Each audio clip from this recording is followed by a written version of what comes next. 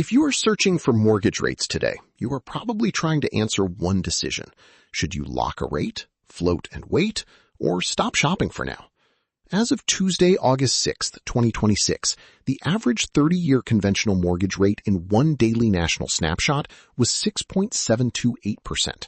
The 15-year conventional rate was 5.873%. The same snapshot showed 30-year jumbo at 6.873%, FHA at 6.094%, VA at 6.176%, and USDA at 6.144%. Freddie Mac's weekly benchmark for the week of August 6th showed a 30-year fixed average of 6.69% and a 15-year average of 6.01%. Why do the numbers not match exactly? Because these are different measurements. Borrower profiles, loan types, points, fees, and update schedules can all change the result. These are market benchmarks, not a quote for you. Mortgage affordability is a high-intent finance topic. One recent Google Trends analysis found that "what is mortgage rate" was the top money question in 12 states. When related home questions were grouped together, housing led in 18 states. That search behavior makes sense. A mortgage rate affects the monthly payment, the home price a buyer can carry, the cash needed at closing, and whether refinancing is worth considering. Let us turn the rate into a payment. At 6.728%, a $300,000 30-year loan has an estimated principal and interest payment of about $1,941 per month. Over the full loan term, the interest would be roughly $399,000, assuming the rate stayed fixed and the loan was paid exactly as scheduled. That is not the full housing payment. Property taxes, homeowners insurance, mortgage insurance, HOA fees, utilities, repairs, and closing costs are separate. For the same $300,000 balance, a 15-year loan at 5.873% would be about $2,511 per month in principal and interest. The shorter term can reduce total interest, but the higher payment can reduce your monthly flexibility. The question is not simply which rate is lower. The question is which payment leaves enough room for your actual life. Now the decision: lock, float, or wait. A rate lock can make sense when your closing timeline is clear and a surprise increase would damage your budget. Ask how long the lock lasts, whether it can be extended, what the extension costs, and whether the lender offers a float-down option. Floating means you accept the risk that rates may move before closing. That risk may be reasonable for a longer timeline, but it is not free.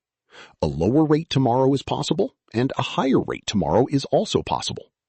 Waiting can make sense when the payment would leave you with no emergency reserve, when your income or location may change soon, or when the purchase only works under an optimistic rate forecast. Do not make a lock decision because someone online predicted a specific rate.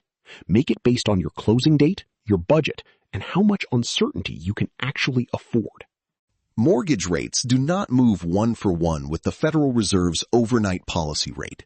Longer-term rates respond to inflation expectations, economic growth, treasury yields, mortgage-backed securities, lender competition, and the risk priced into the loan.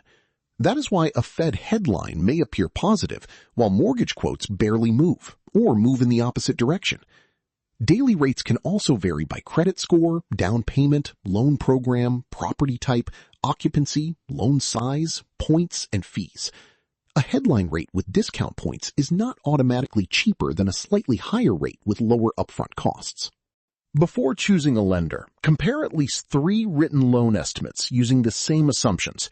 Ask for the interest rate, annual percentage rate, points, lender credits, origination fees, estimated cash to close, monthly principal and interest, and whether the rate is locked. Compare the same loan type. Do not compare a 30-year conventional quote with points against an FHA or VA quote without understanding the differences. Your credit report matters. Check for errors before applying. Avoid taking on new debt and keep documentation for income and assets ready. The cheapest headline rate can hide a higher fee. Compare the full cost and the timing, not just one large number in an advertisement.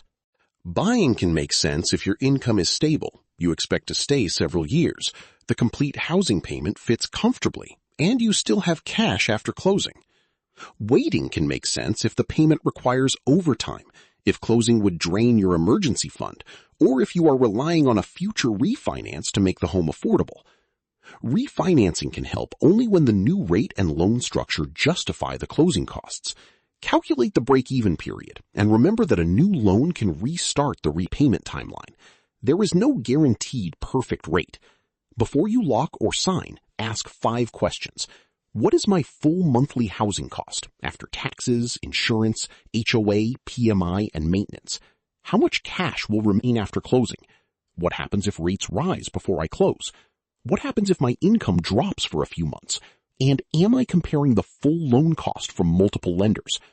If the payment works only when every assumption is perfect, the home is probably too expensive.